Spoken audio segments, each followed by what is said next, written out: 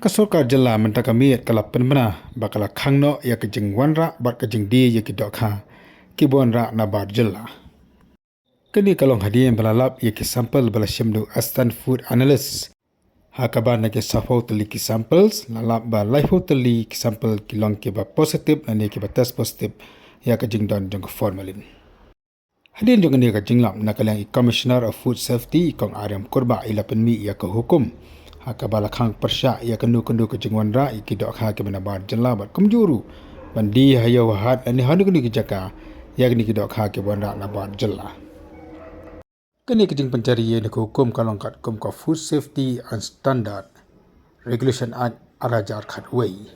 Susu keni kejeng pemena menta kamit kalong malalalap ye keni kendu ke pen ken ye keni ka an kandon kejeng shain kuna ka ba shifulak tyngka bat kejeng syakset Phatok hadu nyau snem. An om yang sacisian baladalap ye kindu-kindu ke bapen ken ya kendi kejeng penmena ken syaksan kuna shifulak tyngka bat ken syakset Phatok hadu nyau snem. Kumtala maham ya baro kenong di Dohkha bakem di setiaman pen ken ya kendi ke kendon.